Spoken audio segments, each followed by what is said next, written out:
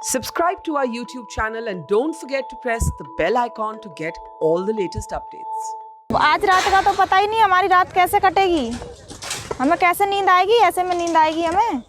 हमारा सब कुछ उजड़ गया, हमारी तो दुनिया से खत्म कर दी उन्होंने। सुप्रीम कोर्ट के इस आदेश के बाद कि खोरी गांव यानी अरावली वन क्षेत्र के इस फॉरेस्ट लैंड को अवैध कब्जों से मुक्त कराया जाए, हरियाणा पुलिस और फरीदाबाद नगर निगम ने अब अपनी कार्रवाई तेज कर दी है।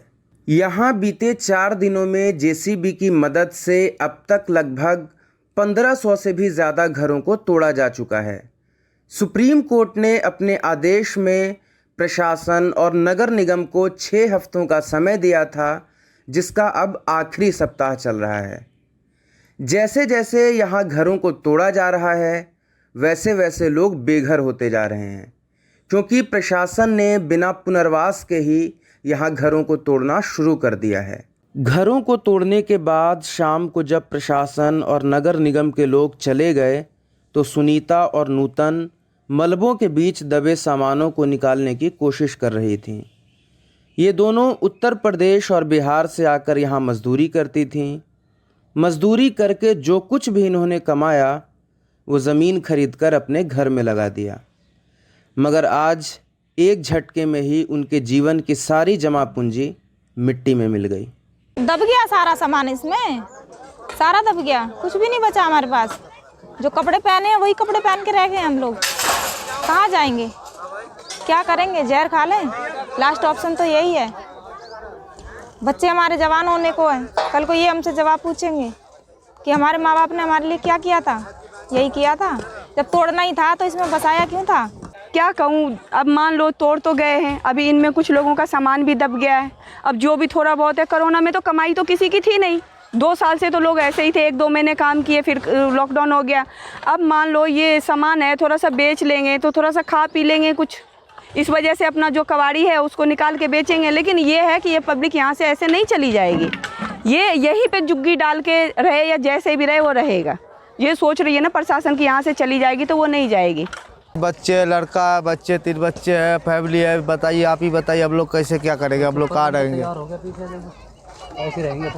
अब लोग कहाँ कैसे क्या करेंगे? हम लोग रिक्शा चलाने वाले वाला मजदूर बंदा कैसे कर्जा लेके ब्याज पे पैसा सदा के अब तो जाकर ख़त्म। अभी भी नहीं पूरा सब लोग चुके हुए हैं। इतना 6-7 लाख 8 लाख रुपया लगा दिए थे। भैया एक बात बताएं, जैसे कुत्ता रहता है रोड पे, आपने कुत्ता को देखा होगा कि कहीं नाली में लेट गया, कहीं लेट गया। हम ऐसे रहेंगे? हमें तो कुत्तों से भी बदतर ज़िंदगी हमें मिल गई। हमें तो वो हो गया धोबी का कुत्ता, ना घर का ना घाट का। अब तक यहाँ पर 2000 से भी ज़्यादा घरों को तोड़ा जा चुका है और लोग बिना छत, बिना बिजली पानी, इतनी गर्मी और बरसात के बीच खुले में जीने को मजबूर हैं। खोरी में सबसे बड़ी आबादी बिहार, उत्तर प्रदेश और बंगाल के मज़दूरों की है, जिन्होंने मज़दूरी करके जो कुछ भी कमाया उससे यहाँ ज़मीन खरीदकर अपना मकान बना लिया। कभी प्रशासन और वन विभाग की संलिप्तता से बसी यह पूरी आबादी अब अवैध घोषित की जा चुकी है और एक झटके में यहाँ रह रहे लोगों की सारी जमा पूंजी मिट्टी में मिल गई। कहाँ जाएंगे? हमारे पास कहीं ठिकाना नहीं है, हमारा कहीं गाँव भी नहीं है। सारा कुछ बेच बाच के सारा सब कुछ यहीं लगा दिया हमने, और इसमें अभी हमें क्या मिला? आप देखो, ये तो दिखाओ, ये ईंट पत्थर, इनमें हम क्या करेंगे? इसमें खाएंगे क्या करेंगे? कैसे मैं बच्चों को छोड़ के ड्यूटी पे जाऊंगी? कहीं काम करूंगी तो कैसे करूंगी? इनके पेट पालूंगी तो कैसे पालूं? अब क्या काम करके मतलब यहाँ पे सारा घर वर बनाई थी सारे? मैं काम करने जाती थी, बेलदारी करती थी मैं। अभी मैं बंद की हूँ, मेरा बेटा अभी छोटा है तो मैं बंद कर दी थी। अब 1.5 साल का हुआ है तो मैं अब जाने के लिए सोच रही थी, तब तक मेरा घर तोड़ दिया। मेरा तो कोई ठिकाना ही नहीं रहा, कहीं कहाँ जाऊँ मैं? यहाँ नेटवर्क टावर तो भैया महीना दिन हो गया सिग्नल बंद है, कोई मतलब नहीं, पानी बंद है। आप कहते नहीं है कि लोग प्याव लगाते हैं, लोग प्याव लगाते हैं कि रोड पे राहगीरी भी पानी पिए। इन्होंने तो हमारा पानी बंद करवा दिया भैया। एक शिकारपुर में है 12 खंबा, ठीक है, उसको जिन्नात ने रात बना दिया था। तो हम जिन्नात तो है नहीं कि हमने इस कॉलोनी को रात में बना दिया। बनने में बसने में टाइम तो लगा होगा, एक घर 1 से 2, 2 से 10 ऐसे हुआ ना। बेचा उन्हीं के चट्टों पट्टों ने, ये जो खट्टर हैं उन्हीं के होंगे, नीचे के लोग उन्हीं के जात बिरादरी के लोग। मैं तो डायरेक्ट कहती हूँ, ये पैसे नीचे से ऊपर हर जगह गया। आज उनको मोटी रकम मिल गया बोरी भर के आने वाले इलेक्शन में लगाने के लिए, ठीक है। इलेक्शन में जो अब आ रहा है ये निगम पार्षद का चुनाव, उसमें भी तो पैसे चाहिए। पैसे से तो वोट खरीदेंगे, क्योंकि हर जगह तो इनकी थू थू हो रही है। इनको वोट देगा कौन? नोट देंगे, वोट लेंगे। इसीलिए हमें उजाड़ के यहाँ पे वो जो डिजिटल इंडिया मोदी साहब कहते हैं ना, डिजिटल इंडिया बनाएंगे। तो डिजिटल इंडिया ऐसे बनेगा, गरीब को कीड़े मकोड़े की तरह मसल देंगे, और उसके बाद जो यहाँ पे बड़े बड़े फार्म हाउस, बाबा रामदेव का रिसर्च सेंटर बन जाएगा। उनको ज़मीन बेच दी गई है। क्यों? यहाँ पे बाबा रामदेव का द्वार का नाम क्यों रखा गया? क्यों लगा? मुगल थे, वो हिंदू मुसलमान में भेदभाव किए थे। एक खतरा था धर्म का, अब तो पूरा मानवता खतरे में है। हिंदू मुसलमान सिख ईसाई सभी खतरे में है। हाँ, किसी का भी तो घर नहीं छोड़ा मोदी। क्या मोदी जी ये चीज़ रुकवा नहीं सकते थे? रुकवा सकते थे। सुप्रीम कोर्ट का फैसला भी बदल सकता था ये इतना पब्लिक देख के। डिमोलिशन से ठीक पहले हरियाणा सरकार की तरफ से पुनर्वास की भी बात की गई है, जिसके लिए बाकायदा कुछ मानदंड भी निर्धारित किए गए हैं। मगर इस प्रक्रिया को पूरे होने में कितना समय लगेगा और क्या यहाँ बसे सभी लोगों को यह मिल पाएगा, ये एक बड़ा सवाल है। सरकार ने पुनर्वास के तहत 2 जगहों पर फ्लैट देने की बात की है। हालांकि ये फ्लैट इन्हें मुफ्त में नहीं दिए जाएंगे, बल्कि सरकार 15 सालों तक आसान किश्तों में उनसे इसके पैसे वसूलेगी। मगर सरकार जिन फ्लैट्स की बात कर रही है वो काफ़ी जर्जर हालात में हैं, और इसलिए लोग भी 3,70,000 से भी ज़्यादा रकम देकर उसे खरीदने को इच्छुक बिल्कुल भी नहीं दिख रहे हैं। हालांकि पुनर्वास की बात सिर्फ हरियाणा सरकार की तरफ से ही की गई है, जबकि खोरी गांव का एक बड़ा हिस्सा दिल्ली में भी पड़ता है। ऐसे में दिल्ली के लोगों के लिए दिल्ली सरकार ने अब तक पुनर्वास का कोई भी इंतज़ाम नहीं किया है। प्रशासन ने इसको लेकर सर्वे और डिमार्केशन की भी बात कही थी, लेकिन उसे भी बिना पूरा किए घरों को तोड़ना शुरू कर दिया है। हमारे पास आमदनी नहीं, अगर उतनी आमदनी होती तो यहाँ मैं क्यों आती है जंगल में? खाने के लिए लाले पड़ रहे हैं। दिन भर कहीं कोठी में काम कर लेती हूँ, 2-4 बर्तन धो लेती हूँ, 200-400 रुपये कमा के महीना में ले आती हूँ। 4 घर काम करती हूँ तो 200-400 रुपये मिलते हैं। अपना गुजारा करती हूँ तो हम फ्लैट कहाँ से खरीदूँगा? फ्लैट पैसे होता तो फ्लैट पहले से क्यों ना खरीदते हैं? हाँ, ये जो हम लोग फंस गए यहाँ आके पैसे दे दे के, जो कमाया खून पसीना लगाया इसी में लगा दिया। हमें उजाड़ के फेंक रहे हैं, कह रहे हैं हम आवास दे रहे हैं। कहाँ पे आवास दे रहे हैं? उस जगह डबुआ कॉलोनी में कहा गया है, दिया नहीं गया है।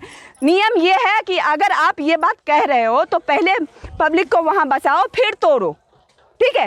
हाँ, यही रूल है ना हिंदुस्तान का। तो लेकिन यहाँ क्या बोले, नहीं, जिसके पास जो हमारे हरियाणा का, पहले तो ये बयान आया हम उसको देंगे, उसके बाद आया जिसके पास हरियाणा का वोटर आईडी होगा हम उसको देंगे, और 25 महीने के किस्त पे 2400 रुपये किस्त पे 12.5 गज का फ्लैट जिसमें शुगर लौटता है, और जो कांग्रेस के टाइम का 20 साल या 50 साल पुराना बना हुआ है, ठीक है।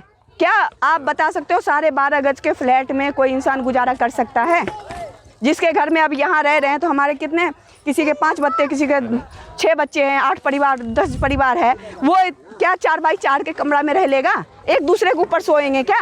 कहीं नहीं दे रहा सरकार घर, मुझे वो फ्लैट नहीं चाहिए, यही जुग्गी हमारा यही चाहिए। इसी धरती पे हम लोग रहेंगे, आगे नहीं जाएंगे। सरकार जब अभी तोड़ रहा सरकार, तो पहले मकान दे देते ना, उसके बाद तोड़ते बेघर करते। सरकार कह रहे हैं, करेंगे नहीं ना। कहते कि वो जहाँ जुग्गी वही मकान है, तो न जुग्गी रहा नहीं मकान रहा, वो तो तोड़ के हटा रहे हैं। अब कह रहे हैं फ्लैट देंगे। कब देंगे फ्लैट? पहले फ्लैट दे दो। जो घर से बेघर हो रहे हैं पहले उस जगह दे दो ना। जो देने वाले को कह रहे हम देंगे, पहले वो जगह दे दो मुझे, हैं, कि वहाँ जाके मैं अपना सारा सामान शिफ्ट करूँ और आराम से वहाँ जाके बैठूँ। फिर आपको तोड़ना है तो बेशक तोड़ सकते हो, हम लोग कुछ भी नहीं बोलेंगे।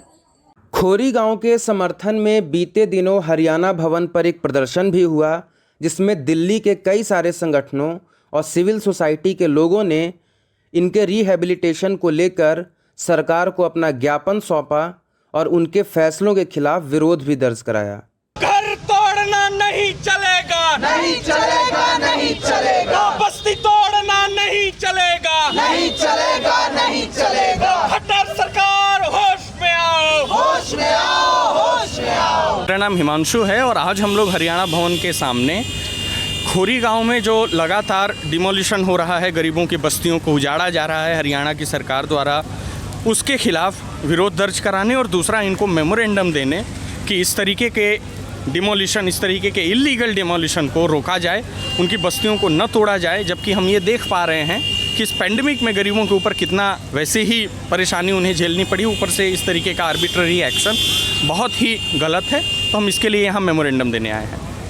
जिस तरह से अभी तक सरकार की कार्रवाई रही है, सुप्रीम कोर्ट ने पुनर्वास को लेकर सीधे एकदम मना कर दिया कि आगे इससे कोई सुनवाई नहीं होगी। आप कैसे देख रहे हैं आगे? जी, मैं ये बात बिल्कुल, आप अगर पिछले 1-2 सालों में देखेंगे तो पूरे कोविड के टाइम पे पूरी दिल्ली में हर जगह स्लम डिमोलिशन हो रहा है। सुप्रीम कोर्ट ने इसके पहले कीर्ति नगर और इन तमाम बस्तियों के खिलाफ भी ऐसे ऑर्डर पास किए हैं। मेरा ये मानना है कि ऐसे वक्त में जब सुप्रीम कोर्ट ये बात कह रही है, सरकारों की ये जिम्मेदारी है, स्टेट गवर्नमेंट्स की ये जिम्मेदारी है कि उनके लिए जो लॉज बने हुए हैं, लॉ के साथ उनको रिहेबिलिटेट किया जाए। उनके डिस्प्लेसमेंट से पहले उनके लिए घर और पुनर्वास की योजना सरकार लेकर के आए और तब उनकी बस्तियों को तोड़ा जाए। बिना रिहेबिलिट के आप लोगों को कैसे हटा सकते हैं? ये तो इलीगल है ना। ये भी सुप्रीम कोर्ट का ही डिसीजन है कि बिना रिहेबिलिटेशन के आप कहीं से किसी को नहीं हटा सकते हैं। तो वो खुद ही अपने ही डिसीजन को कॉन्ट्राडिक्ट कर रही है और ये एकदम मतलब गलत, बहुत ही गलत है। इसके हम लोग खिलाफ हैं। तो आप लोग किन मांगों के साथ इनके सॉलिडेरिटी में खड़े हैं? सबसे पहले तो हमारी मांग ये है कि वहाँ पे जो हरियाणा पुलिस है और वहाँ पे जो बुलडोज़र हैं उसको तुरंत वहाँ से हटाया जाए। दूसरी बात कि ये जो डिसीजन है कि वहाँ पे उसको तोड़ा जाए उनकी बस्तियों को, क्योंकि वहाँ बगल में ही बहुत बड़ी बड़ी बिल्डिंगें हैं, वहाँ पे सत्संग हाउस है। अगर एनवायरनमेंट का ही सवाल है तो उससे भी एनवायरनमेंट को नुकसान हो रहा है, लेकिन उसको नहीं तोड़ा जा रहा है, सिर्फ बस्तियों को तोड़ा जा रहा है। तो ये जो बस्ती तोड़ने का जो उनका डिसीजन है इसको वापस लिया जाए।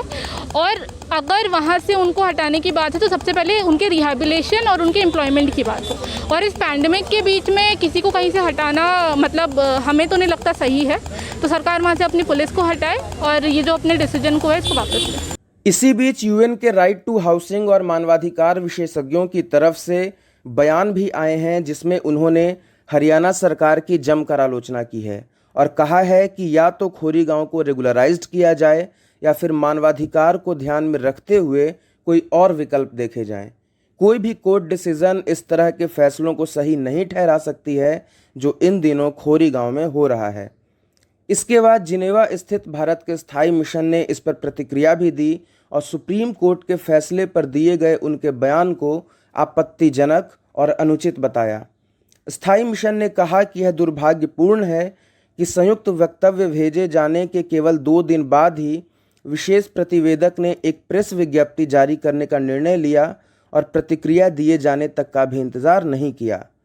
अब सारी उम्मीदें सुप्रीम कोर्ट में 27 जुलाई को होने वाली सुनवाई पर है और यह देखना अहम होगा कि कोर्ट इनके रिहेबिलिटेशन के लिए हरियाणा और दिल्ली सरकार को क्या निर्देश देती है।